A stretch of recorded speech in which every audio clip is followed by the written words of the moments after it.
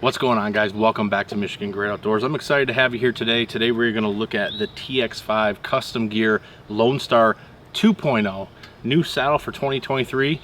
Let's roll out that red carpet. All right, so here it is, the Lonestar 2.0. You know, I'll be honest with you guys, I was actually really surprised to see this saddle come out this year. I had a Lonestar last year. I ran it all deer season when I saddle hunted. Phenomenal product.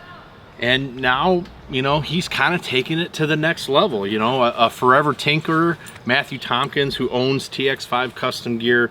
He's right there in Dewey, Texas. He does all this stuff in-house. So I feel very privileged that I'm able to have this saddle. I was given this saddle to give some input, some feedback. Being that I'm a bigger guy, he wants to make sure that he's really reaching the masses of the crowd. You know, there's a lot of small saddle hunters, but there's some big saddle hunters. So I was very fortunate to be able to give some feedback on the product and do a lot of testing on this product. So I do appreciate that. Now, just because the saddle was given to me doesn't mean that I'm just going to go on here and say this is the greatest saddle ever, you should go out and buy it immediately. We don't roll like that. So when you look at this saddle here, there is one really big thing that sticks out. Now, last year on the Lonestar, they came out with the HPR system, the hip pinch reduction system, and it was positioned very far forward on the saddle. Some feedback that came in from users, me included, that HPR on the original Lonestar, it was a little bit too far forward, and sometimes it was kind of bending. And that Kydex or plastic or whatever that insert is, over time, it would kind of hold the bend. So what Matt did is he decided to pull that HPR back. So now we have an HPR system that's pulled back further, and it's actually, in my opinion, it's in a much better position. It's actually more lined up on the actual bone of your hip. So once the HPR was moved backwards, he decided to take it a step further, and he actually added some webbing support that attaches to the bridge loops. So this support loops, you can move them up or down depending on where you want them on your saddle, and it kind of allows you to fine tune that HPR. So when you're sitting in the saddle, maybe you get on a hunt and you want to kind of make some little adjustments, those little adjustments will actually go a long way. These two are sewn to the bridge, and then it goes back to this HPR, and it helps support that HPR. The other thing that he did here is he put a third row of molly in, which prevents this HPR from buckling out and getting that bend to it. Not only do you have additional molly on this saddle now, but you actually have a reinforced structure that is attached to this HPR system. And now, in my experience from the hours that I've tested this saddle, I have not had any buckling or bowing in the HPR. So looking at the inside of the saddle, you'll see something right off the bat that's kind of different. You'll see that there's 4 loops up high, and that is the industry's first dual channel waist belt system. So you can see here, I have my waist belt. I actually have it right now in the low position, but you can also put it in the high position. So you can have 2 levels of comfort. If you like it low, like I do prefer it low, you can run it low, or you can run it in the higher position. One thing that a lot of saddle users have found, once you get up into the tree, what is the first thing you do? Once you get set up and you're actually got weight in your tether, the first thing you always do is pull your saddle down. Well, if you run the high waist belt positioning, there's no longer a need for that, because you put your waist belt around your waist, and now the saddle is already sitting lower. It works great. It's actually very, very comfortable to sit that way. I didn't prefer it for me personally, just walking in, the saddle, it rode a little lower than I liked. The great thing about this saddle is you can run it either way. With these sticking up, does it maybe look a little strange? Maybe, but it doesn't impede your hunting. It doesn't really take away from anything. You don't really even feel these, to be honest with you. Now, one thing that was added that is not on my saddle is he has added some small little loops here that you can have suspenders. So you can put a suspender through here if you want. I think he actually put some on these loops, but this was more of a prototype saddle, so I don't actually have the production model. The production model saddles are going to come with additional loops. So if you wanted to use saddle suspenders, you're already going to have loops on there. If you want to put it in a different position, you still have all this molly here. So there's lots of options here, very customizable.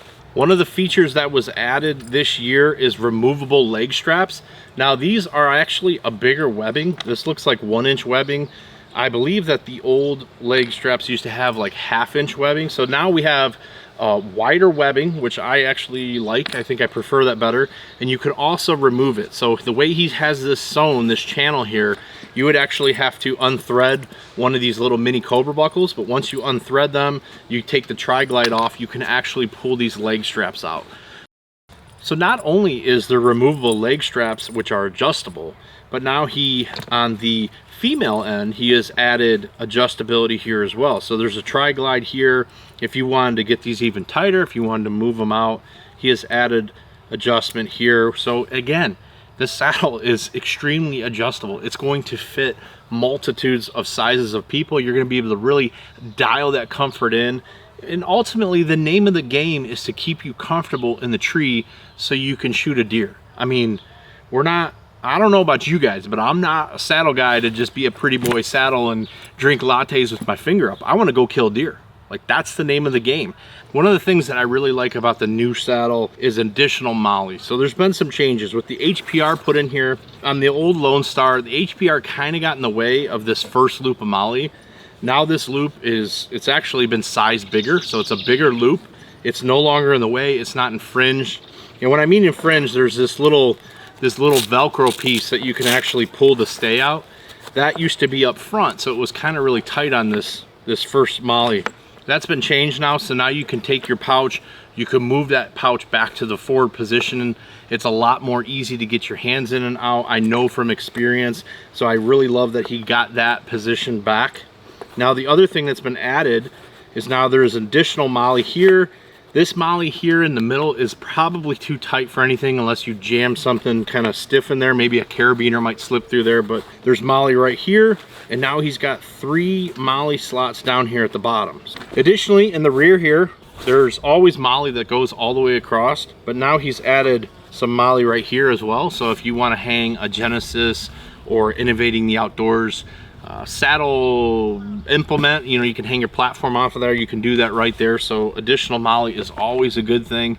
So the legendary Viper loops, I think these are the best loops in saddle hunting, to be honest. They're so easy to get your carabiner in, to just feel that in the dark. Obviously you always visually check in saddle hunting, but it just makes it so much easier. They've actually been made bigger on this saddle. For guys that haven't saddle hunted that much, or you're new to saddle hunting, it's a big deal, you know, especially when you're in the dark. You want to be safe, and like I said, I'll repeat this a million times, always visually check your connection points to make sure that you're properly secured. Another change for this year is he's running a double scaffold knot here.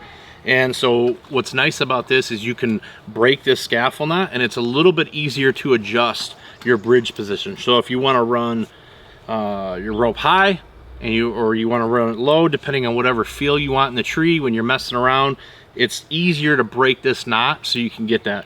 And you know what, I'm really heavy, I put a lot of pressure into these knots, and for me it's been really easy to just pull on it and break it and then be able to adjust. So pricing on this saddle in this configuration that I have it right here, this is a $379 saddle. Now it has gone up a little bit. There's a little bit more work that's going in here with the sewing and the stitching, and I've also upgraded. So this is going to come standard at $350 with G hooks for the leg straps. So you're going to get at $350, you'll get G hooks, and then it will also come with the plastic waist buckle. Now this is a Cobra buckle. It's rated at 500 pounds. It's actually really nice. I've tested it. I've had no failures with it. It's worked great. Now it's rated at 500 pounds, or if you go from 350 to 379, you're going to get the Cobra buckles, and then you get an ADF Raptor buckle. And this buckle is rated at 4,000 pounds. So for me personally, being a bigger guy, and if anybody asks me, I'm gonna push you to just do the upgrade and get this Raptor buckle.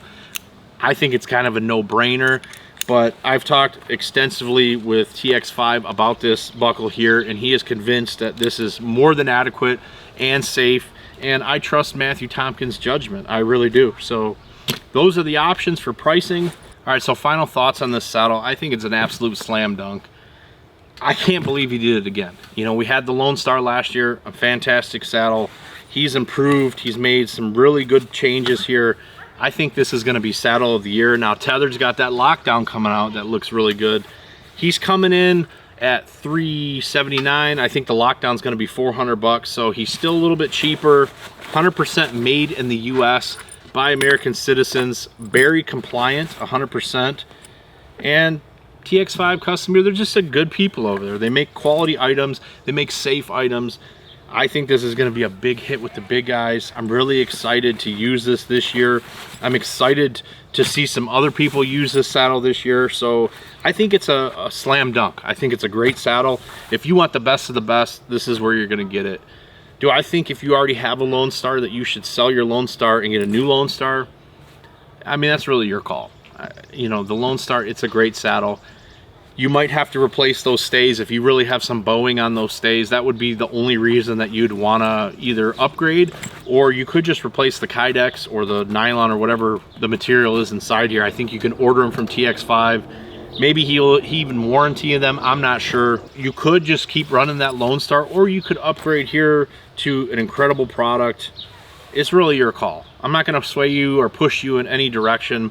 If you look at all the TX5 products that I've had on this channel, they're all A1, perfect.